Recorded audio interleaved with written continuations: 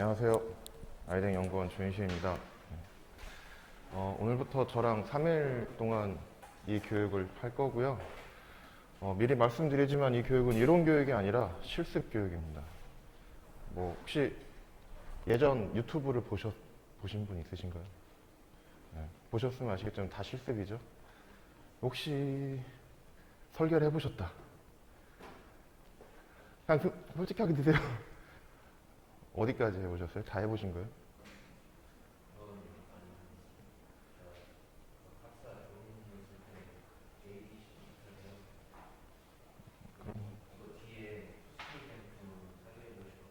아, 그럼 혹시 EDA 툴을 써보셨다. 저희가 설계할 때 쓰는 게 다 리눅스 버전 툴인데 그거 혹시 써보신 분? 그거 일단 그리고 리눅스 써보신 분 혹시 좀 많이 계시네요. 어, 알고 계신 분이 좀 있으니까 일단 저희가 윈도우를 많이 안 써요. 다 좀 전에 말씀드렸던 EDA 툴이라는 것들이 다 리눅스 버전으로 되어 있어서 윈도우에 익숙해진 분들은 조금 불편할 수도 있어요. 지금 이제 실습실이고 모니터가 바로 앞에 있고 이러니까 GUI로 보시긴 하는데 거의 대부분 윈도우에서 리눅스 서버로 CMD 창 아시죠? 윈도우의 CMD 창? 그런 식으로 터미널로 접속을 해서 거의 타이핑해서 쓰거든요. 그래서 리눅스를 좀 안 써보신 분들은 명령어라든가 이런 게 좀 모르셔서 좀 불편할 수 있는데 일단 책자에는 어떻게 하시면 되는지는 다 써놨으니까 그렇게 어렵진 않으실 거예요. 그리고 책자는 다 받으셨죠? 일단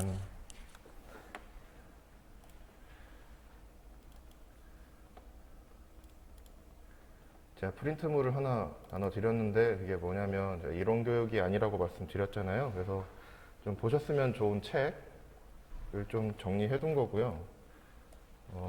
개인적으로는 이 책을 좀 권장해 드립니다. 이 책이 여기 해외 도서 두 번째 있는 라잡이라는 분이 쓰신 책이고요. 이거를 국내 교수님들이 잘 번역해 두셨어요. 그래서 만약에 책을 보신다고 하면 전 이 책을 좀 권장해 드리고 싶고요. 다른 아이들 교육 말고, 아이들 교육도 있고, 다른 센터 교육도 있는데, 거의 대부분이 이 책을 위주로 많이 해놓으셨어요. 교육 자료들은, 이런 것들을. 그래서 이 책을 보시면 좋을 것 같고요. 그 다음에 두 번째 거는 이제 나중에 이따 오후부터 EDA 툴을 쓰실 건데, 거기에서 많이 쓰는 단축 키들을 좀 정리를 해놨어요. 많이 쓰는 것들만 정리해 놓은 거고요. 실제로는 한 500개, 600개 정도 될 거예요. 많이 쓰시는 것들이니까 좀 이따가 쓰실 때 좀 편리하라고 참고하시면서 진행하시라고 정리해 놓은 거고요. 물론 책자에는 다 정리해 놨습니다. 단축키가 뭔지도. 그리고 세 번째는 리눅스를 안 써보셨 분들이 있으니까 좀 기본 명령어들이 어떻게 되는지들을 좀 정리해 둔 거고요. 일단 리눅스 명령어들은 다 영어의 함축어예요. change 디렉토리는 cd, list 세그먼트는 ls, move는 mv, copy는 cp 이런 식으로 다 약간 영단어의 함축어고요. 좀 알고 계셔야 나중에 실습하실 때 좀 편할 것 같아서 정리를 해드린 거고 책자에는 다 정리를 해놨어요. 어떻게 하시면 되는지는. 그리고 맨 마지막이 VI 편집기인데 리눅스에서는 파일을 열 때 VI 편집기로 많이 열어요. 파일을 생성하던가 파일을 수정하던가 하는 것들을 할 때. 그러니까 윈도우에서 파일을 만들 때 워드나 엑셀, 한글, 그다음에 메모장 이런 것들 많이 쓰시는데 그런 거라고 생각하시면 돼요. 대신 파일을 만들 때 VI 파일명 이렇게 해서 파일을 만들던가 아니면 기존에 있는 파일로 들어가던가 하고 파일을 수정하거나 이런 것들은 델 키라든가 키보드 상하 좌우 키로 움직이긴 하는데 입력을 할 때 어떻게 하는지 복사할 때 어떻게 하는지 저장하고 빠져나올 때 어떻게 하는지 이런 것들을 정리해 둔 거고요.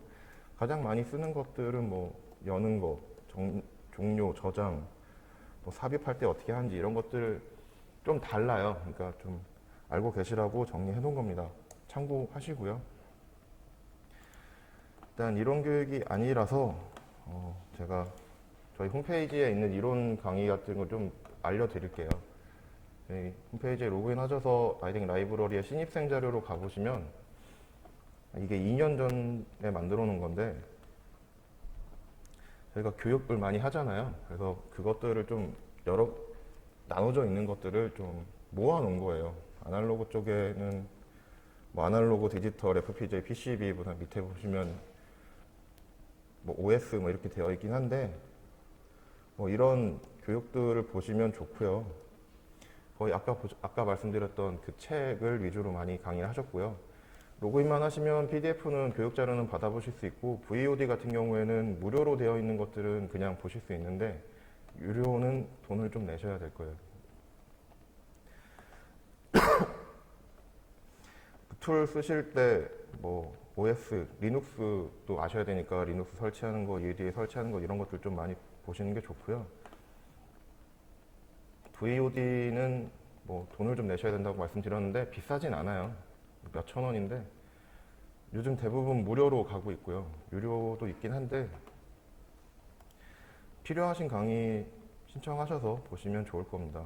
지금 본센터뿐만 아니라 지금 다른 캠퍼스에서 하는 교육들도 다 올라오거든요. 웬만하면 물론 이제 강의 녹화해서 이제 수락하신 분의 하신 강의만 올라오긴 하는데 많이 올라와요 요즘엔. 그러니까 필요하시면 좀 받아보시고요. 교육 일정은 보셨겠지만 요즘 코로나 때문에 좀 못하긴 하는데 옛날처럼 대면 강의를 못하고 요즘 온라인 강의로 많이 하긴 하는데요. 1년 강의를 저희가 이렇게 공개를 하고요. 저희 본센터 말고도 다른 캠퍼스들도 하니까 필요하신 강의가 있으면 미리미리 좀 준비하시는 게 좋을 거예요. 인기 있는 강의는 저희가 자정에 열리는데 한 10분 안에 다 끝나거든요. 그러니까 미리미리 준비를 해주시는 게 좋을 거고요. 교육 자료도 다 올라가니까 필요하신 게 있으면 다운받아서 보시면 됩니다. 이 강의도 교육 자료나 VOD는 다 올라갈 거예요. 강의 끝나고 나서.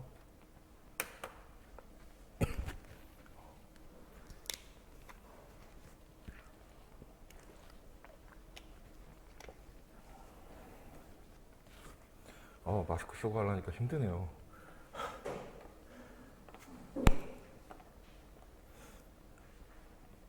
그리고 일찍 오신 분들 책자를 좀 보셨으면 아시겠지만 그 뒤에 제가 막 뒤에 만약에 사시게 되면 붉은 박스로 처리해놓고 막 이런 게 좀 있어요. 좀 지금 프린트물이 한 장에 2장씩 인쇄가 되어 있고 흑백이다 보니까 잘 안 보이실 거잖아요. 나중에 실습하실 때 좀 보기 힘드실 것 같아서 제가 올려놨거든요. 일단 어제 PC를 제가 다 켜놔서 마우스만 흔들면 로그인 할 수 있게 바뀌고요. 아이덱 1, 2, 3, 4가 패스워드니까 로그인 하시면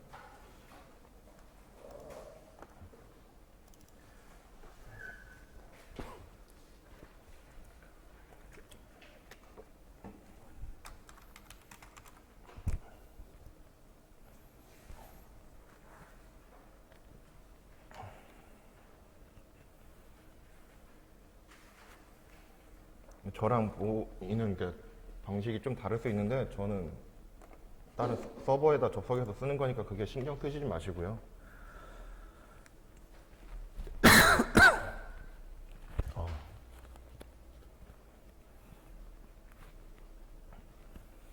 저처럼 아크로벳 리더가 위에 있으신 분도 있고 없으신 분도 있을 텐데 어플리케이션의 오피스에 가보시면 아크로벳 리더가 있어요. 실행하셔서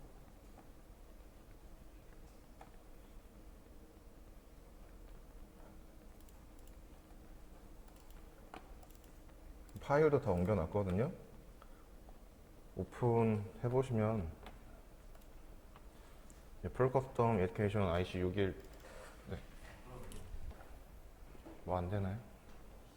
없어요? 잠시만요. 아이덱 1, 2, 3, 4요. 혹시 아크로벳이 없으신가요? 다 없어요? 아, 이거 다 바꾸면서 다 없어졌나 보구나. 그러면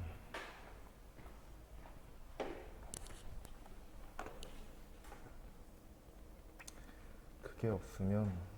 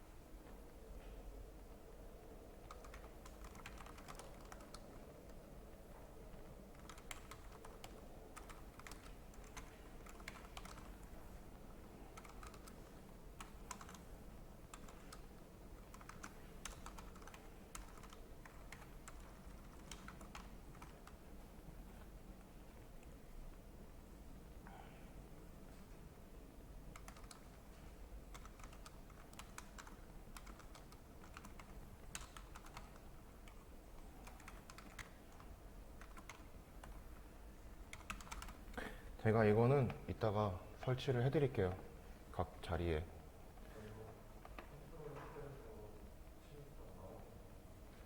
네?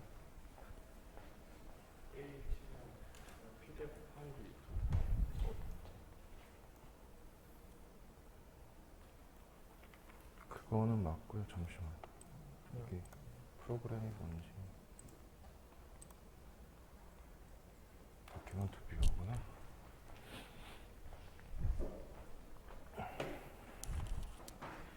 아크로벳 리더로 안 보셔도 되니까 그냥 이 바탕화면에 보시면 아이덱 홈이라고 있을 거예요. 더블 클릭하시면 창이 하나 뜨거든요. 여기서 이거 키시면 켜질 거예요. 이 아크로벳 리더가 아니라 다른 거긴 한데 그냥 보시는 데는 크게 문제 없으니까. 다 뜨나요? 혹시? 뜨나요? 나중에 그걸로 보시는 게 편할 거예요. 책자로 보시는 것보단. 그러면 이거가 날라갔구나. 일단 오늘부터 3일 동안 어떻게 할 건지를 정리해 둔 건데 오늘 1시간 정도 간단하게 이론하고요. 그 다음에 EDA 툴 설치하고 환경 설정하는 거, 그 다음에 간단한 인버터로 실습하고요. 그 다음에 뭐 랜드 오와 뭐 노아 이런 걸로 실습하고 나중에 2스테이지 앰프 만드는 걸로 할 거고요. 꼭 이렇게는 아니고 조금 실습하는 시간을 많이 드리려고 좀 빨리 진행할 수는 있어요. 그리고 이거는 아이들 강좌 중에 반도체 개발 실무 기본 과정이라는 교육에서 좀 발췌를 해온 건데 한 5장 정도 되고요. 반도체 기본에 대해서 좀 잘 모르실까봐 정리해둔 건데요. 반도체는 이제 메모리랑 비메모리 반도체, 시스템 반도체, 뭐 요즘에 차세대 반도체, 지능형 반도체 뭐 이렇게 얘기를 하는데 다 비메모리 반도체를 얘기하는 거고요. 두 가지로 나뉩니다. 메모리 반도체는 아시다시피 가장 하는 일은 데이터 저장이고요. 비메모리 반도체는 데이터 처리죠. 어떻게 데이터 들어오면 어떻게 가공하고 처리하고 하는 것들이 가장 큰 차이점이고요. 뭐 큰 특징은 이렇게 나뉘는데 알고 계시다시피 우리나라가 지금 반도체 1위라고는 하지만 사실 메모리 반도체 1위인 거고요. 메모리 반도체에서 한 50에서 70% 정도 삼성이랑 SK 하이닉스가 하고 있는 거고 비메모리 반도체 쪽에서는 한 세계 5, 6위 뭐 이 정도 해요. 이제 퍼센티지로 따지면 한 5, 6% 정도밖에 안 돼요. 전 세계에서. 1위는 미국이고요. 뭐 반도체 생산 과정인데 일단 PDK라는 거는 나중에 설명드릴게요. 설계할 때 필요한 데이터인데 그걸 가지고 뭐 어떻게 뭘 만들지 어떤 특성을 가지고 있는 걸 만들지 계획하고 그다음에 스키매틱 설계하고 시뮬레이션하고 레이아웃 만들고 그다음에 이걸 TSMC나 삼성이나 SK나 UMC, 글로벌 파운드리 이런 파운드리에다가 만들어 달라고 요청을 해서 만들어지면 패키지하고 테스트하고 실효성 평가 뭐 이런 것들을 하는 거고요. 간단하게 그냥 말씀드리는 거예요. 반도체 회사가 되게 많죠. 우리나라에 뭐 삼성, SK하이닉스, DB하이텍, 뭐 매그나칩은 얼마 전에 키파운드리라고 바뀌었죠. 매각되면서 이런 회사들이 있고요. 뭐 세계 1위인 인텔, 뭐 파운드리 1위인 TSMC, 뭐 여긴 없지만 뭐 화웨이 뭐 이런 것들도 있고요. 반도체 회사가 앞에 보시면 여러 개가 있는데 어떻게 나뉘냐? 종합 반도체 회사 IDM이라고 나뉘고요. 파운드리, 팹리스, 뭐 패키지, EDA, 벤더 이렇게 나뉘는데 IDM은 뭐 인텔, 우리나라의 삼성, SK하이닉스 설계부터 생산까지 전부 다 하는 회사예요. 파운드리는 설계는 안 하고 생산만 해요. 이렇게 대표적인 게 우리 세계 1위인 TSMC, 우리나라 그러니까 삼성이랑 SK하이닉스도 파운드리 자회사로 분류하고 뭐 부서 따로 만들고 했죠. DB하이텍, 뭐 키파운드리 이런 데 있고요. 뭐 세계 3위인 글로벌 파운드리 이런 것들도 있고요. 팹리스는 파운드리는 없고 설계만 하는 데예요. 뭐 우리나라로 따지면 LG 이렇게 뭐 말씀드리면 모르겠는데 실리콘웍스 거기가 팹리스고요. 엔비디아 요즘 어제인가 엔비디아가 암을 인수한다고 난리 났죠. 그 회사고요. 여기는 없는데 이제 칩리스라는 데가 있어요. 실제로 칩은 안 만들어요. 근데 IP는 엄청 많아요. 대표적인 회사가 암. 네, 거기고요. 패키지 업체, 테스트 업체 뭐 많고요. 패키지는 뒤에 보시면 벽에 웨이퍼 막 있잖아요. 저게 이제 나중에 칩 반도체 만들어 달라고 하면 저렇게 나오거든요. 근데 저거를 막 잘라서 조그맣게 다이로 나와요. 그걸 패키지로 만드는 회사가 패키지 업체고요. 뭐 엠코어라고도 있고 전 세계적으로는 유명하죠. 우리나라에도 한국 지사가 있고요. 그다음에 세미텍 뭐 이런 회사도 있고요. 뭐 장비, 반도체 공정 만들 때 쓰는 장비들도 있고 테스트할 때 쓰는 장비들 만드는 회사. 그리고 EDA 전 세계적으로 유명한 게 케이던스, 멘토, 시놉시스 세 개 회사고요. 저는 이제 ABC 어느 회사가 더 크다 이게 아니라 그냥 알파벳 순으로 얘기한 거고요. 이 회사가 제일 크고요. 이 회사의 툴을 제일 많이 써요. 오늘, 내일, 모레 하실 것도 케이던스, 멘토 툴을 쓸 거고요. 시놉시스도 많이 쓰는데 시놉시스는 약간 디지털 하실 때 좀 많이 써요. 더 아날로그도 많이 쓰긴 하지만 디지털 하실 때 더 많이 쓰고요. 이런 회사들이 있고요.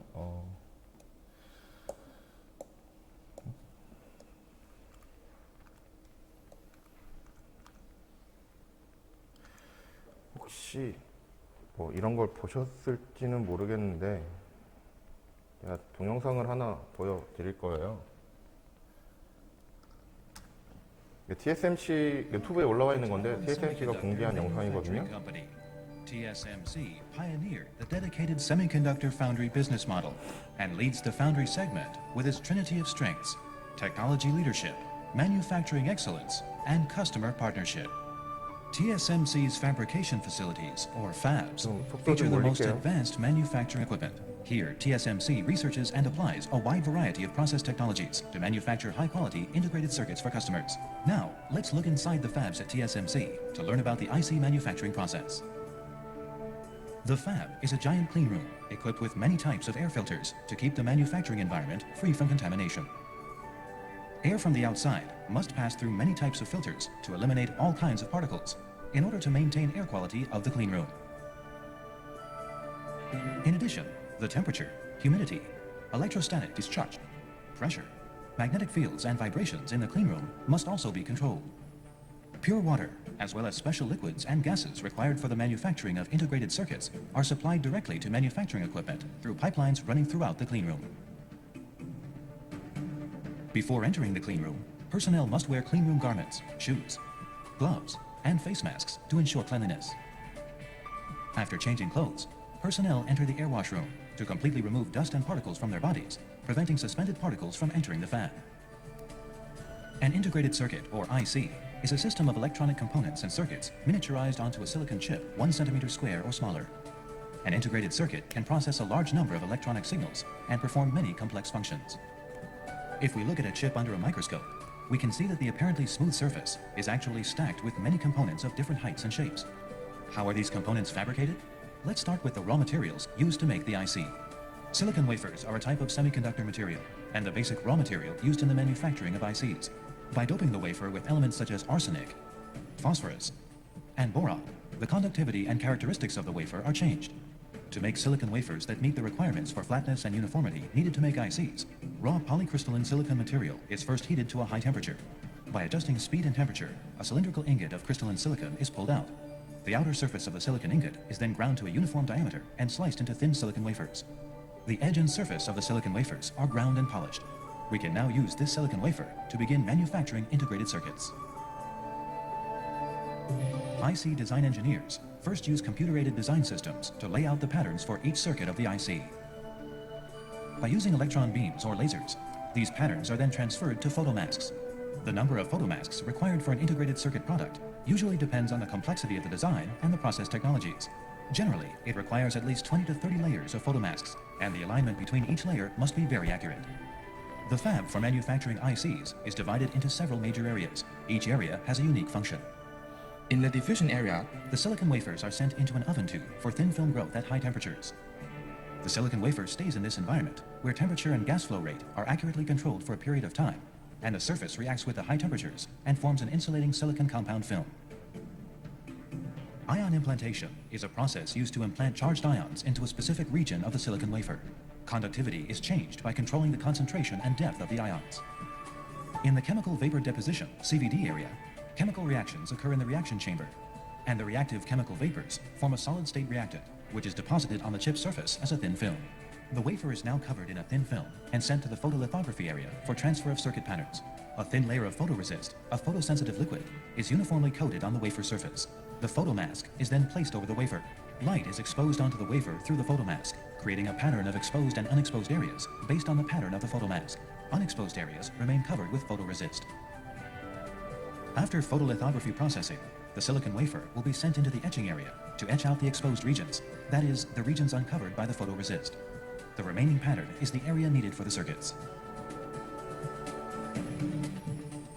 Once the wafer surface is covered with several thousand to several million electronic components, the components are connected with metal conducting wires so that they can perform their designated functions. Here, the surface-etched wafer is sputter-coated with a thin layer of metal film, processed with photolithography, and etched to remove the unnecessary parts and leave the metal wires connecting each electronic element. The chemical-mechanical polishing area uses mechanical principles and chemical reactions to effectively remove materials on the silicon wafer and make it flat in preparation for later thin film deposition. These complicated and precise processes are repeatedly performed in the fab to complete the manufacture of ICs. Each silicon wafer is made up of hundreds or even thousands of chips. Finally, these chips must pass the acceptance test. After passing basic inspection, the chips are then diced, packaged, and tested according to the purpose of each integrated circuit. Throughout the entire manufacturing cycle, the silicon wafers must be transported back and forth between the different manufacturing areas and manufacturing tools. In a conventional 8-inch fab, the operator usually uses a cart to transport the silicon wafers manually. In recent years, technological progress in the semiconductor industry has increased wafer size to 12 inches from 8 inches. This allows manufacturers to get more chips from a single silicon wafer and reduces the unit cost of IC manufacturing. The weight of a 12-inch wafer is twice that of an 8-inch silicon wafer, and the weight of 12-inch wafers together with the carrier tool are too heavy to transport manually. As a result, they are carried by automatic material handling systems. TSMC leads the foundry segment in introducing automatic material transport systems and automatic real-time dispatch systems in its 12-inch fabs. Everything from wafer transportation to manufacturing is controlled by an automated production system, improving the efficiency of the fab through automation. This was an introduction to TSMC's fabs and manufacturing process. Thank you for watching this video. 지금 보신 게 TSMC가 유튜브에 공개한 영상인데 자기들이 어떻게 반도체를 만드는지를 보여준 거고요. 이런 과정을 거쳐서 뒤에 있는 저런 웨이퍼에 칩이 만들어지는 거예요. 아까 보셨는데 8인치, 12인치 크기는 조그만한 게 8인치고 좀 큰 게 12인치고요. 사실 설계자가 저희 하는 건 computer-aided design systems to lay 이거 out the patterns. 이거 만드는 거거든요. 이렇게 레이아웃 만드는 거까지가 설계자가 사실 하는 거고, 그 뒤에 과정은 뭐 TSMC나 뭐 글로벌 파운드리나 삼성이나 SK 하이닉스에서 만들어주는 거예요. 사실 설계자가 뒤에 공정까지 다 관여할 수는 없고 다 그거를 고려할 수는 없지만 알고 계시는 게 좀 좋긴 해요. 만약 설계하실 때, 레이아웃이나 이런 거 하실 때. 영어로 들으시면 힘드시니까 글로벌 파운드리 것도 보여드릴까 했는데 차라리 그냥 이거는 SK 하이닉스가 되기 전에 하이닉스에서 만든 건데 엄청 오래된 거예요. 오늘날 현대인은 다양한 디지털 환경에서 생활하고 있으며 그 환경을 구성하는 기기의 핵심에는 반도체가 있습니다. 반도체 여기에 회로 설계는 나오는 주어진 공정 조건에 핸드폰 자체가 맞춰 엄청 오래된 제품의 특성을 구체화하고 폴드스크린이거든요. 밑그림을 그리는 되게 단계라고 할 수 있습니다. 오래된 건데 한번 보시는 게 좋아서. 다양한 반도체 제품을 설계하기 위해 오늘날에는 여러 가지 프로그램을 이용하여 제품의 종류에 따라 최적화된 회로를 구성하고 도면 작업 및 시뮬레이션을 수행합니다. 마스크는 반도체를 개발 및 생산하기 위한 일종의 원판 필름을 만드는 과정입니다. 회로 설계를 통해 만들어진 패턴을 실제 1에서 5배로 확대하여 쿼츠라고 불리는 유리판 위에 전자빔을 이용해 새기면 마스크가 완성됩니다. 리소그래피 공정이란 노광 공정이라고도 하며 설계한 회로 패턴을 웨이퍼로 옮기는 기술입니다. 웨이퍼 위에 감광액을 떨어뜨리고 고속으로 회전시켜 감광막을 도포합니다. 막이 형성된 웨이퍼를 노광 장치에 고정한 후 패턴이 새겨진 마스크를 대고 자외선에 노출시키면 전선 과정을 거쳐 감광막의 패턴이 생성됩니다. 엣지 공정은 식각 공정이라고도 하며 웨이퍼에 그려진 회로 패턴을 정밀하게 완성하는 공정입니다. 노광 공정을 거친 웨이퍼에서 불필요한 부분의 방막을 물리적, 화학적 방법을 이용해 선택적으로 제거해 나감으로써 웨이퍼에 마스크와 동일한 패턴을 만들어냅니다. 확산 공정은 웨이퍼에 특정 불순물을 주입하여 반도체 소자 형성을 위한 특정 영역을 만드는 것입니다. 식각 과정을 거쳐 만들어진 회로 패턴의 특정 부분에 이온 형태의 불순물을 주입하여 전자 소재의 영역을 만들어주고 가스 간 화학 반응을 통해 형성된 물질을 웨이퍼 표면에 증착함으로써 여러 가지 막을 형성하게 됩니다. 방막 증착 공정은 반도체 소자들을 상호 연결시키고 그 표면을 증착하는 과정입니다. 우선 웨이퍼 전체 면에 금속막을 형성하고 그 막을 가공하여 소자 간 배선 패턴을 완성합니다. 이후 웨이퍼 보호를 위해 실리콘 산화막 등의 절연막을 웨이퍼 전체 면에 증착시키면 웨이퍼 가공이 완료됩니다. CNC 공정은 세정과 화학적 기계적 연마 두 가지 공정으로 나누어집니다. 세정 공정은 반도체 제조 공정 중 발생하는 각종 오염 원도를 화학 용액을 사용하여 방지 또는 제거하는 것으로서 반도체의 전기적, 물리적 특성을 향상시키는 과정이며 화학적, 기계적 연마 공정은 우수한 품질의 웨이퍼 양산을 위해 웨이퍼 표면을 기계적, 화학적으로 평평하게 만드는 과정입니다. 패키징이란 웨이퍼의 다이를 낱개로 자르고 리드 프레임 또는 서브스트레이트와 결합하여 완제품으로 조립하는 과정입니다. 가공이 끝난 웨이퍼를 다이아몬드 톱으로 절단하고 절단된 다이를 서브스트레이트 위에 올리게 됩니다. 올려진 다이와 서브스트레이트를 금선으로 연결한 후 연결 부위 보호를 위해 화학수지로 밀봉하고 제품명 등을 새기면 하나의 반도체 단품 칩으로 완성됩니다. 완성된 반도체는 높은 신뢰성과 정밀성을 확보하기 위하여 수차례의 엄격한 검사, 검증 과정을 거칩니다.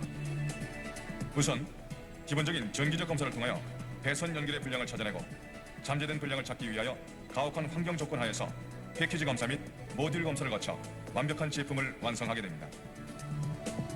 이처럼 반도체는 수많은 단위 공정과 끊임없는 검증 과정을 통해 디지털의 핵심으로 태어나게 됩니다. 여기서도 보셨다시피 환경을 단계라고 오늘날에는 이 위한 이거 만드는 거예요. 이거 뭐 얼마나 크게 만드느냐, 어떤 걸 만드느냐에 따라 레이아웃 달라지는 것 뿐인 거지, 실질적으로 파일은 맨 마지막에 레이아웃 만들어서 GDS 파일로 파운드리에 넘겨서 제작해달라고 요청하는 거예요. 그 전에 뭐 회로 그리고 시뮬레이션 하고 하는 것들이고요. 일단 여기서부터 하면 간단하게 이론 한 1시간? 한 40분 정도 할게요. 잠깐 빨리.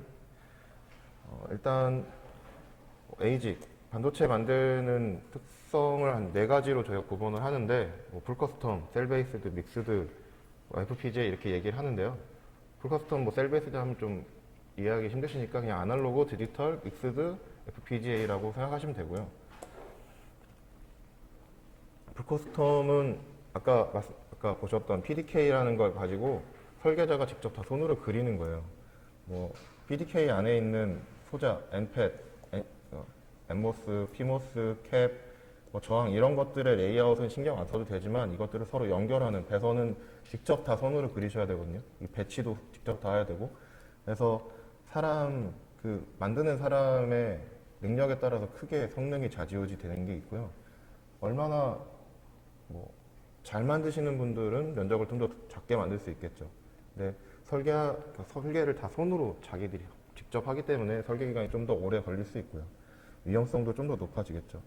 이게 예시이고요. 다음 장에 보시면 아이덱을 통해서 만들었던 오늘 이제 계속 쓸 공정이 매그나 칩 350나노 공정인데 이 공정 가지고 만든 칩의 레이아웃이고요. 이렇게 보시면 좀 작게 보일 수 있는데 가로가 5mm고요. 세로가 4mm. 4000 마이크로, 5000 마이크로예요. 나중에 맨 마지막에 투 스테이지 나중에 그려보시면 여기 있는 패드보다 작아요.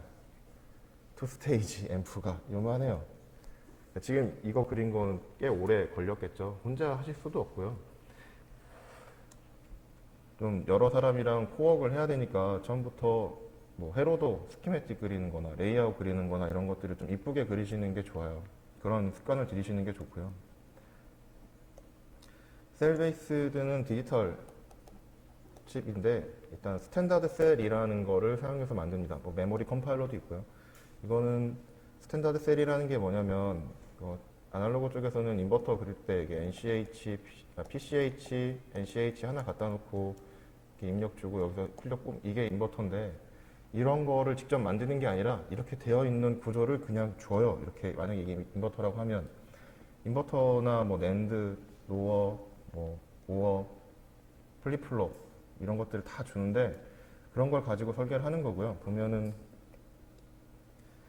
그건 뒤에 설명드릴게요. 일단 설계 기간은 풀커스텀보다 좀 짧습니다. 손으로 직접 다 뭐 소자들 플레이스, 라우팅을 손으로 직접 하는 게 아니라 오토 PNR이라는 ICC 툴이라는 걸 많이 쓰는데 그걸 쓰기 때문에 좀 설계 기간은 풀커스텀보다 좀 짧아질 수 있고요.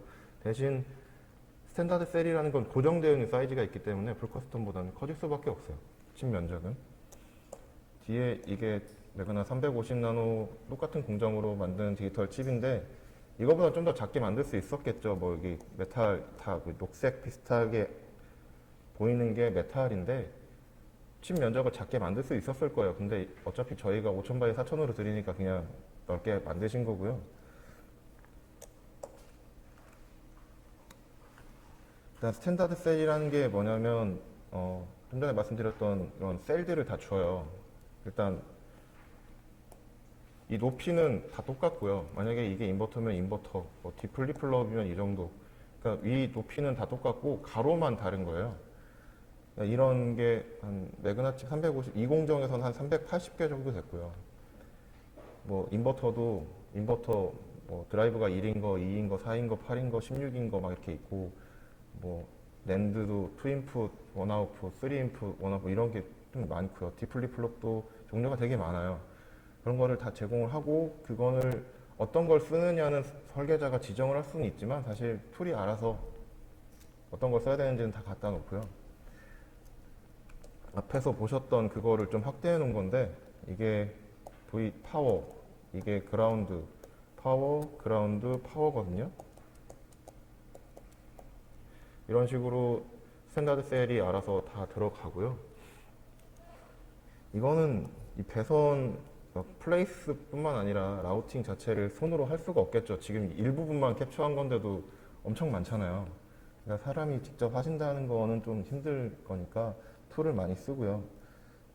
일단 아날로그랑 디지털이랑 하는 방식, 만들어지는 타입도 좀 많이 다르다는 거 아시면 되고 믹스드는 풀커스텀이랑 셀베이스드를 혼용한 겁니다. 이거는 여기가 아날로그, 여기가 디지털 아날로그인데 뭐 아날로그에서 인풋이 들어가서 디지털에서 출력을 뽑거나 아니면 반대거나 그런 거를 믹스드라고 얘기하고요. 뒤에 보시는 거는 이제 이거는 DBI 텍 공정으로 만든 건데 DBI 텍 110나노 공정으로 만든 거고요. RF CMOS 공정으로. 여기가 아날로그, 여기가 디지털, 아날로그 이렇게 들어가는 거고요. 아날로그에서 디지털로 뽑아서 디지털에서 뽑아내는 방식이에요. 이런 거를 믹스드라고 얘기합니다. 보통.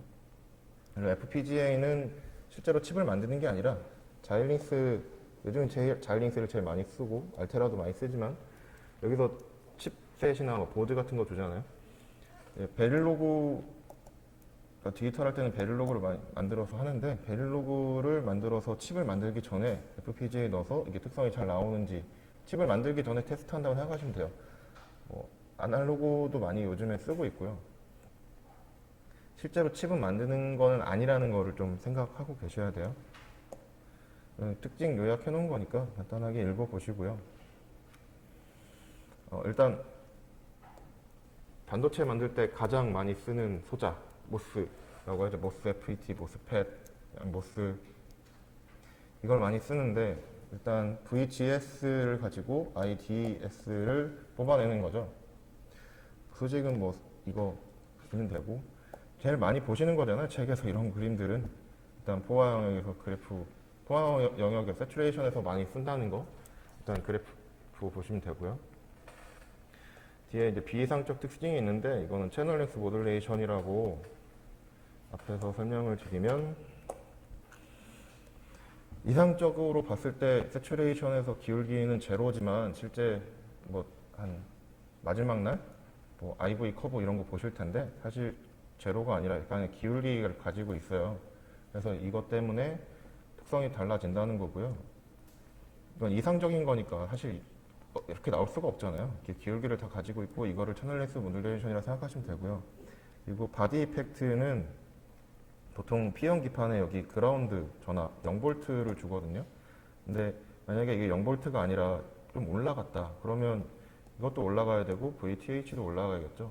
바디 이펙팅, 바디 P형 기판의 그라운드 전압의 영향에 따라서 좀 달라진다는 거. 그런 거 생각하시면 되고요. 이론을 되게 깊숙하게 하진 않아요. 그냥 수박 겉핥기식으로 넘어갈 거예요. 레퍼런스, 볼테이지 레퍼런스랑 커런트 레퍼런스 회로가 있는데 이건 뒤에 나중에 투 스테이지 할 때 나오니까 간단하게 넣은 건데 일단 기본적으로 저희가 뭐 전압 만들 때 저항을 가지고 많이 만들잖아요. 근데 반도체 만들 때는 사실 저항 크기랑 모스 크기랑 엄청나게 차이가 많이 나요. 그래서 저항보단 모스를 많이 쓰고요. 기본적으로 모스 가지고 이렇게 만들어서 VO3, VO2, V1 이런 거 뽑아낸다는 거고 등가는 이렇게 된다는 거고요. 기본적으로 얘는 VDD에서 깎이고 하는 거니까 볼테이지, 서플라이 볼테이지 디펜던트라는 거고요. 뒤에 보시면 이거는 시계 보시면 V에 대한 게 없죠. 그래서 볼테이지, 서플라이 볼테이지 인디펜던트라는 거고 스타트업 회로라는 게 좀 별도로 필요합니다. 그리고 커런트 레퍼런스 회로는 앞에서 보셨다시피 VGS를 가지고 IDS를 만드는 거잖아요. VGS가 같을 때 Iout은 이 인 전류랑 이 두 소자의 위스랭스 비율에 따른다라는 거고요. 만약에 VGS가 같으니까 이게 1mm면 여기도 1mm, 위스랭스가 1대1이면 만약에 1대2면 여기가 2mm, 1대4면 4mm 이렇게 바뀐다는 거고요. 이걸 가지고 커런트 레퍼런스 회로를 많이 만들어요. 실제 이것도 나중에 스테이지 할 때 나올 겁니다. 뭐 앰플리파이어 간단하게 정리해 놓은 건데 그냥 한번 읽어 보시고요. 앰플리파이어 특징 중에 선형성이라는 얘기가 있는데 이게 뭐냐면 인풋 파형이 들어가는데 출력 파형이 제대로 나오느냐, 깎이지 않고 뭐 이상하게 변형되지 않고 잘 나오느냐라는 거를 선형성이라고 얘기를 하고요. 뭐 그래프 보시면 여기 잘 나왔죠. 근데 일단 여기가 좀 이상하게 들어가긴 했지만 깎이지 않느냐, 변형되지 않느냐가 중요하다는 얘기고요. 그다음에 전압 이득, 뭐 인력 전압 대 출력 전압의 비율로 저희가 보고 뭐 1000배 커졌어요, 뭐 몇천 배 커졌어요 이렇게 얘기 안 하고 dB로 하잖아요. 로그 함수 취해서 그렇게 얘기한다는 거고요. 앰플리파이어의 큰 특징 중 하나입니다. 등폭기 종류 정리해 놓은 건데 가장 많이 쓰는 거 이거 세 번째 거고요. 이게 뒤에 나오는데 커먼 소스, 그러니까 가장 기본 게이트에 전압을 주고 뭐 드레인에서 뽑아내는 거, 그다음에 전압 증폭기, 이게 커먼 드레인, 소스 팔로우라고 얘기하는 거고요. 뒤에 있어요, 이건. 두 가지를 많이 씁니다.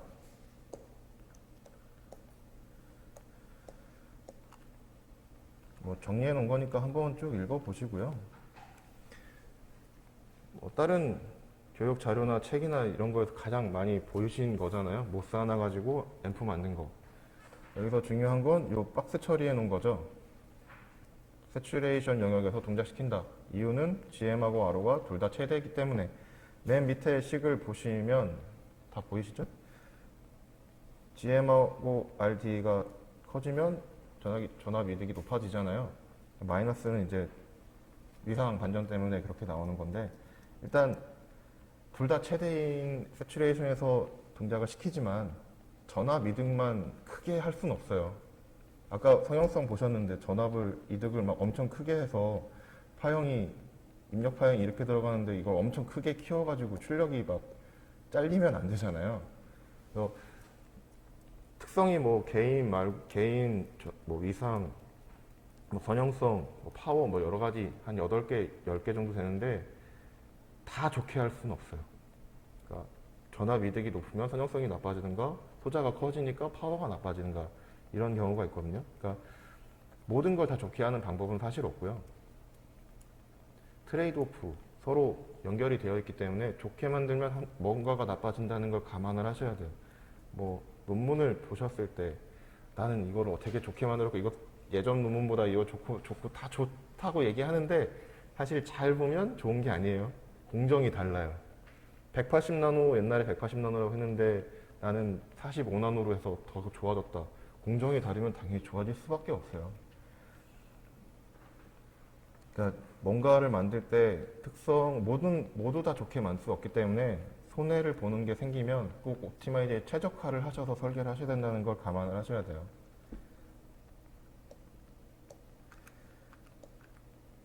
뒤에 보시면 이제 간단하게 정리를 해 놓은 건데 세 가지가 있고요. 가장 많이 쓰는 게 커먼 소스, 그 다음에 소스 팔로우.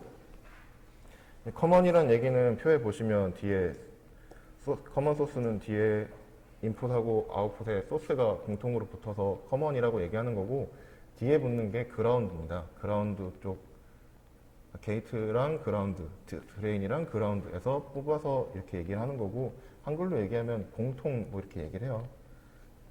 그리고 마이너스는 이제 위상 반전 때문에 그런 거고요. 커먼 드레인, 소스 팔로우라고 얘기하고, 볼테이지 게인은 1인데 거의 1이죠. 뭐 트랜스 컨덕턴스로 쓰고 볼테이지 앰프로 구분하고 뭐 이런 것들인데 간단하게 보시고요.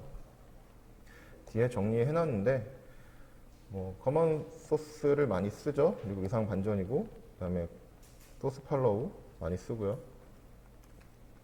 나중에 이거 다 쓰실 거예요. 제일 많이 써요. 차동 증폭기라고 되어 있긴 한데 이거는 차동 증폭기의 뭐 특성을 얘기하는 게 아니라 노이즈 측면에서 봤을 때 어떤 차이가 있는지를 정리해 놓은 거예요. 이건 싱글 엔디드라고 방식이라고 얘기하고요. 그러니까 디퍼런셜 엔디드라고 하는데, 만약에 VDD에 노이즈가 있고 그라운드에도 노이즈가 있고 입력 신호에도 노이즈가 생기잖아요. 그리고 얘네들도 노이즈 원입니다. 내가 사용하는 소자들도 다 노이즈를 만들어요.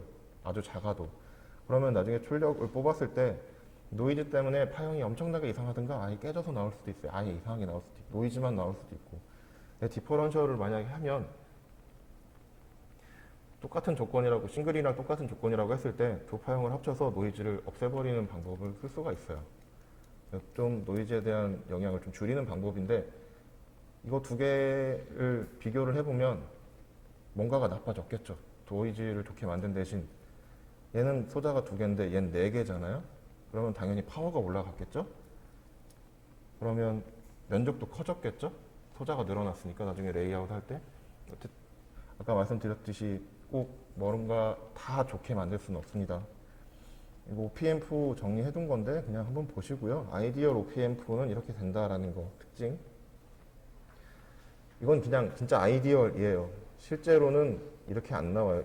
무한대 개인이 어디 있어요? 말도 안 되는 거잖아요. 그냥 이상적인 거라는 거고 실제로는 이렇게 안 나온다는 거 알고 계시면 되고요. 가장 기본적인 앰프 구조입니다. 5TR 앰프, 물론 여기 저항으로 아웃풋을 뽑아낼 수도 있긴 한데 그렇게 안 하고요. 요즘은 다 모스로 5개 5TR 모스로 앰프를 만들고요. 인풋, 아웃풋, 커런트 테일이라고 합니다. 이 구조가 기본이라고 생각하시면 되고요. 커런트 테일은 이렇게 해서 만약에 여기 5mm 흐르고 여기 5mm 흐르면 여기 10mm 흐르게 만들어주는 소자입니다.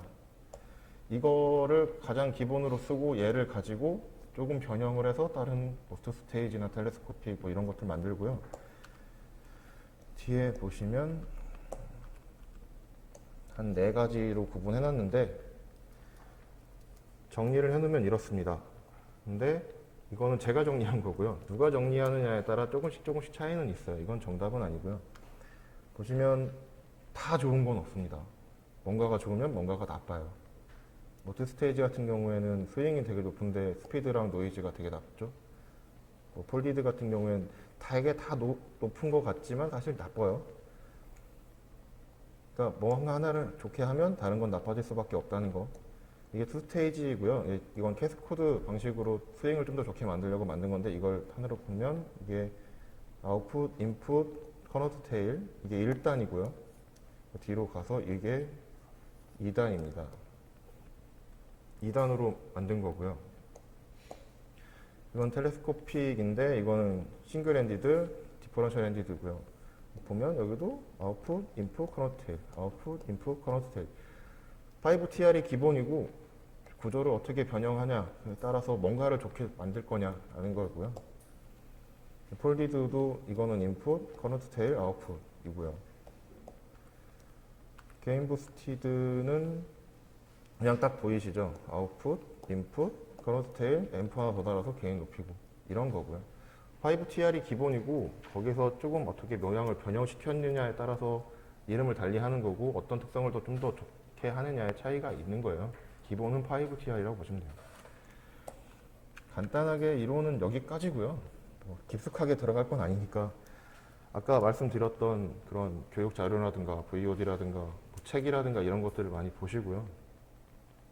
교육 자료 보시면 아까 책의 저자, 역자 중에 이강현 교수님이라고 있는데 그분이 하신 교육이 있어요. 성균관대 캠퍼스에서 그 책 그대로 갖고 한 거고 뭐 충남대 고영호 교수님도 그 책 그대로 갖고 하신 건데 그런 교수님들이 하신 강의 되게 좋으니까 그런 강의 보시고요.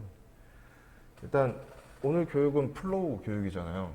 어떤 과정으로 진행을 해서 칩을 만드느냐, 그때 쓰는 툴들은 뭐냐 라는 거를 오늘 배우시는 거고 실습을 좀 많이 하시는 거예요. 뭐 인버터 하나 만들어도 플로우는 배우실 수 있겠지만 계속 해봐야 익숙해지잖아요. 그래서 인버터도 만들고 뭐 낸드 도어 뭐 이런 것들 만들고 앰프도 만들고 이렇게 하는 거를 넣는 거고요. 일단 아까 계속 트레이드 오프 얘기했는데 보여드리면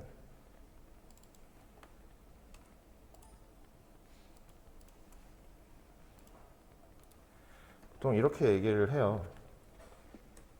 뭐 노이즈, 페이지 마진, PWR, 뭐 게인, 볼테이지, 스윙, 스피드, 임피던스 이렇게 8가지 정도를 가지고 얘기를 하는데 일단 뭘 만들지를 결정을 하면 어떤 공정을 사용해서 만들지도 결정을 하잖아요. 만약에 TSMC 180나노다 아니면 뭐 TSMC 65나노다 이런 식으로 결정을 하잖아요.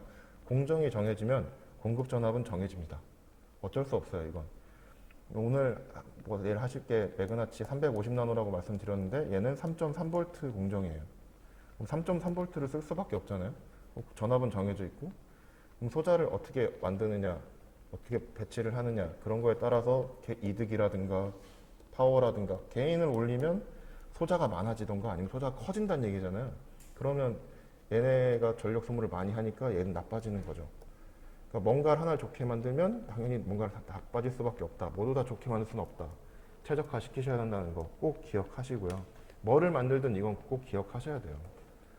다 영향을 줄 수밖에 없어요. 이건. 그리고 뭔가를 만들라고 했을 때 뭐 만약에 ADC를 만든다. 그럼 어떤 특성을 막 정할 거 아니에요. ADC를 만든다. 그러면 어떤 또 스펙이 있을 텐데 스펙을 뭐 개인을 한 30dB 이상 되게 할 거야 뭐 이런 식으로 만들 텐데 AGC 뭐 이렇게 아는 건 아니지만 뭐 내가 정할 때 뭐 소수점 셋째짜리까지 딱 맞출 거야 이렇게 정하는 건 아니잖아요. 그런 식으로 좀 러프하게 정하고 나면 공정을 선택해야 될 거잖아요. 어떤 공정? 이건 지금 DBIT의 공정을 예시로 들 건데 PDK라는 거를 봤습니다. 파운드리에서 설계를 할 때 필요한 데이터예요. 지금 파워포인트에서 이런 그림 그릴 수 있잖아요. 이런 자료 데이터를 준다고 생각하시면 되는데 PDK 안에 뭐가 있느냐면 픽셀 라이브러리라는 게 있어요. 이게 파라미터라이즈 셀 라이브러리라는 건데 파라미터를 바꾸면 레이아웃이 알아서 바뀌게 되어 있는 디자인 킷이라고 생각하시면 돼요.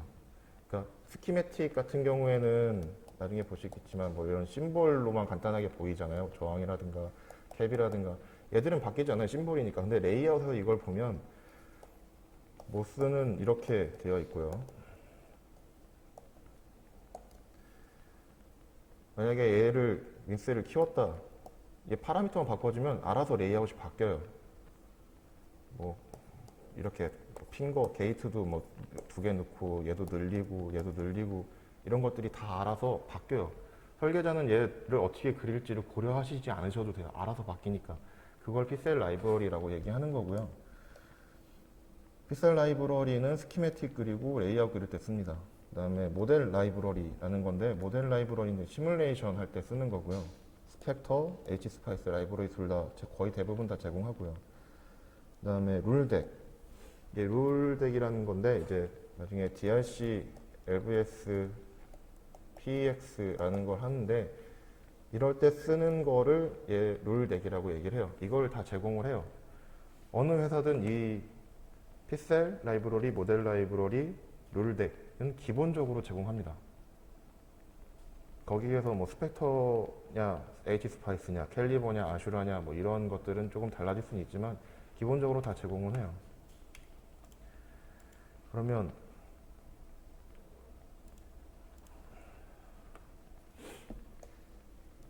좀 전에 말씀드렸던 PDK 안에 픽셀 라이브러리 있다고 했고 모델 라이브러리 있다고 했고 룰덱이 있다고 했죠. 이걸 어떨 때 쓰느냐? 픽셀 라이브러리는 스키매틱 그리고 레이아웃 그릴 때 씁니다. 간단하게 불러오기를 해요. 불러오기해서 파일 불러오듯이 불러오기해서 갖다 놓고 불러오기해서 갖다 놓고 이런 식으로 써요. 뒤에서 보시면 뒷장에 있는데 얘가 스키매틱이고요. 얘가 레이아웃이에요. PCH, NCH, 얘가 PCH, 얘가 NCH거든요. 간단하게 불러오듯이 써요. 불러서 파라미터, 위스, 랭스, 뭐 게이트, 뭐 핑거 수, 멀티 수, 뭐 이런 거 좀 바꿔서 하면은 스키매틱에서는 그냥 숫자만 바뀌고요. 이렇게 옆에 써 있는 숫자들만. 레이아웃에서는 알아서 모양이 바뀌고 크기가 바뀌고 안에 들어가 있는 뭐 컨택이라든가 이런 수들이라든가 이런 것들이 알아서 바뀝니다. 다. 구조라든가 모양이라든가 뭐 이런 것들이 뭐 바디가 왼쪽에 가 있고 위에도 가게 할 수도 있고 뭐 이런 게 뭐 게이트 핑거끼리 이렇게 핑거가 게이트 수인데 게이트 수를 4개로 했고 얘들끼리 연결을 해라 뭐 위로 연결을 해라 아래로 연결해라 뭐 이런 방식을 다 선택할 수 있어요. 그런 거 쓸 때 픽셀 라이브러리라는 걸 쓰는 거고요. 아, 또 지워졌네요. 이제 모델 라이브러리는 얘 안에 PDK에서 제공하는 소자들의 특성이 다 들어있습니다. 뭐 NCH, PCH, 캡, 뭐 저항도 종류가 여러 가지고 캡도 종류가 여러 가지고 PCH, NCH 종류가 여러 가지예요.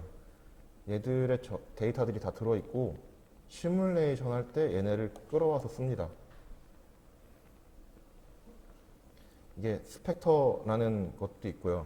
H스파이스라는 모델 라이브러리도 있는데 어떤 툴을 쓸 때 스펙터라는 툴을 쓸 때는 스펙터라 모델 라이브러리라는 걸 불러와야 되고 H스파이스를 쓸 때는 H스파이스 모델 라이브러리를 써야 돼요.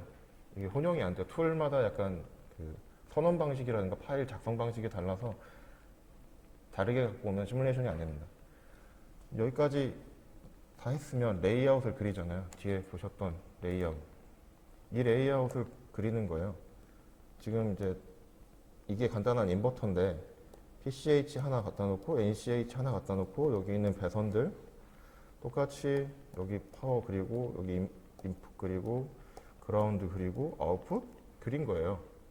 이거 녹색으로 되어 있는 건 메탈이거든요. 메탈로 서로 연결한 거예요. 배선, 라우팅만 한 거예요. 갖다 놓고 연결 끝이에요. 이게 다예요. 이걸로 레이아웃을 그리는 거고요. 만약에 레이아웃을 다 하셨다 그러면 베리피케이션이라고 DRC LVS라는 걸 합니다. LVS가 먼저냐 DRC가 먼저냐는 정해진 답은 없어요. 어떤 걸 먼저 하서든 상관은 없어요. DRC는 디자인 룰 체크라는 거고요. LVS는 레이아웃 스키매틱이라는 건데 내가 그린 그러니까 레이아웃이 디자인 룰에 맞는지 그러니까 룰이라는 게 뭐냐면 만약에 메탈 아까 뒤에 보셨던 이 메탈 그릴 때 법칙이 있어요. 뭐 운동 경기를 하든 운전을 하든 규칙이라는 게 정해져 있고 법칙이라는 게 있잖아요. 레이아웃도 마찬가지예요. 공정마다 조금씩 다 차이는 있지만 규칙은 다 정해져 있어요. 메탈 원을 그릴 때 최소, 위스, 랭스 뭐 이런 것도 있고요. 만약에 옆에다가 메탈 원을 또 그리겠다 그러면 최소 떨어져야 되는 스페이싱 이런 것도 다 정해져 있어요. 이건 이제 레이어마다 다 다르긴 한데 일단 이 규칙대로 내가 그렸는지 그걸 보는 게 디자인 룰, 그 DRC라고 하고요. LVS는 얘랑 비교하는 거예요. 지금 보면 PCH 갖다 썼고 연결도 제대로 했으니까 얘는 맞겠죠. 근데 만약에 연결을 잘못했다거나 아니면 소자가 스키매틱에는 아래 여기에 NCH가 하나 더 있는데 여기는 안 그렸다. 그러면 LVS가 안 맞겠죠. 이런 식으로 레이아웃이랑 스키매틱이랑 소자 수, 소자의 연결 상태, 파워, 그라운드, 포트들 이런 것들이 연결 잘 돼 있는지 값들은 맞는 위스, 랭스 이런 것들이 다 맞는지 이런 걸 검사하는 게 LVS예요. 이때 아까 말씀드렸던 롤덱이라는 걸 쓰는 거고요. 페라스틱 익스트랙트라는 거는 뭐 PEX, QRC, RCX 뭐 이런 식으로 여러 가지로 부르긴 하는데 다 똑같은 얘기예요. 레이아웃에서 페라스틱 소자를 추출하는 거를 얘기하거든요. 이게 뭔 말이냐면 이렇게 레이아웃을 그렸잖아요. 여기 이따가 보실 텐데 레이아웃 창을 하나 딱 열면 그냥 검은색 바탕이에요. 근데 만약에 레이아웃을 그린다. 그럼 내가 뭔가 소자를 불러오든가 레이어를 그린 거잖아요. 메탈 1이라든가 메탈 2라든가 색깔이 하나라도 들어가면 거기에 기생 저항 기세 캐패시터가 생긴다고 생각하시면 됩니다. 여기에 기생 저항 생기고요. 여기도 기생 캐패시터 생기고요. 여기도 마찬가지, 여기도 마찬가지, 여기도 여기 면적마다 다 생겨요. 이때 이걸 왜 하느냐? 실제로 만들었을 때 특성이 비슷한지를 비교해보게 하는 거예요. 포스트 시뮬레이션, 포스트 레이아웃 시뮬레이션. 기생 저항이라든가 기생 캡들이 크기가 엄청 크진 않아요. 뭐 레이아웃을 어떻게 하냐에 좀 차이가 있긴 한데 뭐 10옴에서 50옴 사이 정도, 그러니까 뭐 1옴이 되는 것도 있고 미리옴 되는 것도 있고 커봐야 한 50옴 정도 되고요. 저항은 캡은 나중에 뭐 PF에서 보시면 뭐뭐뭐 A, 뭐뭐뭐 펜토, 뭐뭐뭐 Z 뭐 이렇게 돼 있어요. A나 Z는 거의 0이라는 거고요. 펜토 뭐 이렇게 되어 있는데 그것도 1펜토도 안 돼요. 뭐 0.00 이렇게 되거든요. 근데 있는 건 있는 거잖아요. 얘들의 영향이 무조건 생겨요. 그러면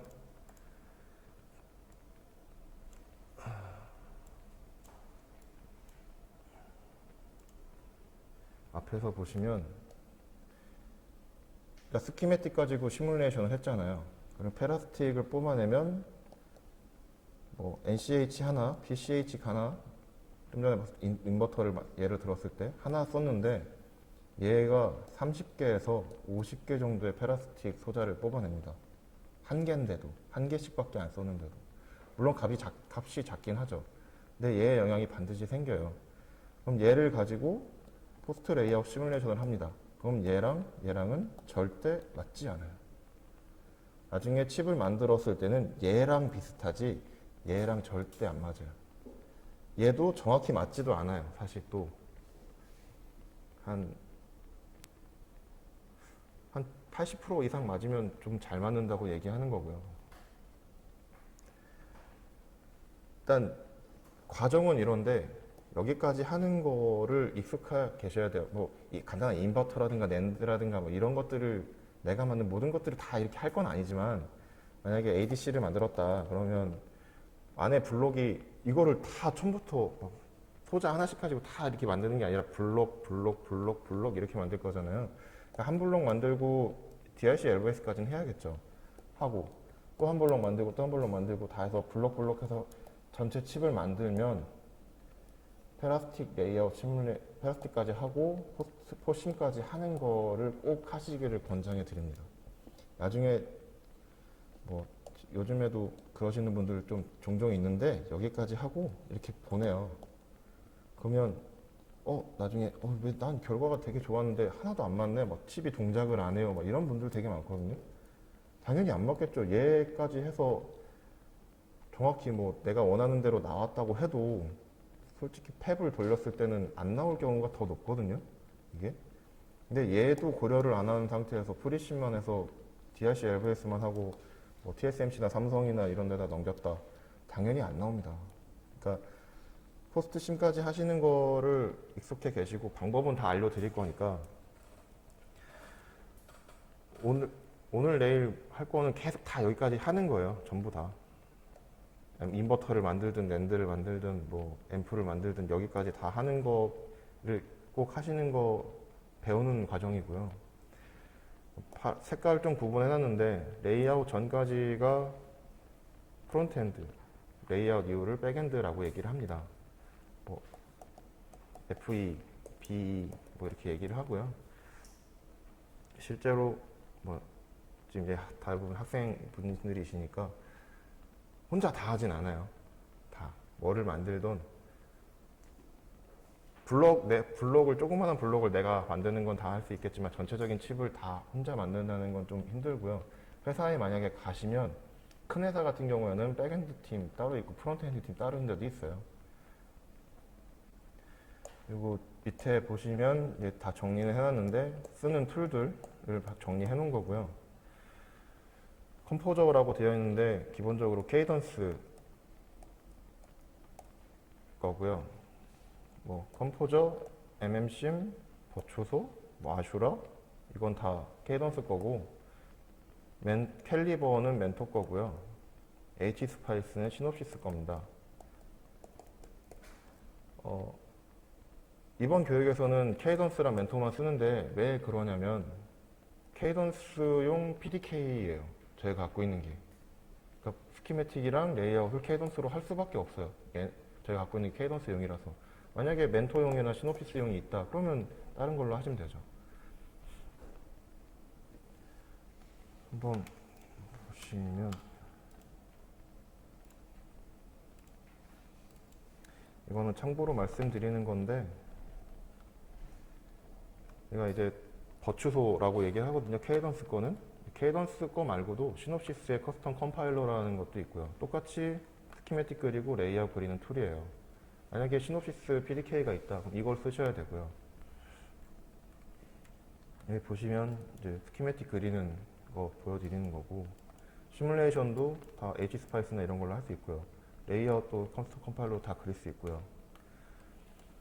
이제 저희가 쓰는 거는 케이던스 거예요. 버추소라고 얘기하는 이걸 이번 교육에서는 쓰셔야 할 수밖에 없고요. 레이아웃이랑 스키매틱. 만약에 멘토 거 PDK가 있다. 그럼 파이시스라는 거를 쓰시면 됩니다. 이거는 참고로 알려드리는 거고요. 이거는 뭐 나중에 이따가 설명드릴 건데 EDA 툴 소개 자료 보시면 다 정리되어 있어요. 일단 1시간 좀 넘었는데 일단 앞에서 설명드렸던 거는 이제 풀 커스텀 플로우고요. 이거는 셀 베이스드 플로우예요. 완전히 달라요. 셀 베이스드는 베릴로그 를 만들고요. 스키매틱 같은 건 아예 만들지도 않습니다. NCH, PCH가 어떻게 들어가는지 저항이 어떻게 아무런 관련 신경을 안 써요. 베릴로그로 만들고요. 뭐 시뮬레이션 쫙 하고 오토 PNR 아까 말씀드렸던 ICC라는 이런 툴 써서 오토 PNR 하고 포심하고 뭐 캘리버로 DRC, LVS, 뭐 BS 이렇게 하는 건 하지만 방식이 조금 많이 달라요. 만약에 앞서 보여드렸던 이 인버터를 베릴로그로 만들면 이게 디지털 쪽에선 이게 인버터예요. 소자를 뭐 갖다 놓고 이런 게 하는 게 아니에요. 그냥 인풋 들어가면 아웃풋을 반전시켜라 이게 다거든요. 이걸 가지고 나중에 오토피아나 이런 거 하면 아까 보셨던 스탠다드 셀 가지고 알아서 딱 갖다 놓고 연결하고 끝이에요. 디지털하고 아날로그하고 방식이 많이 차이가 나요.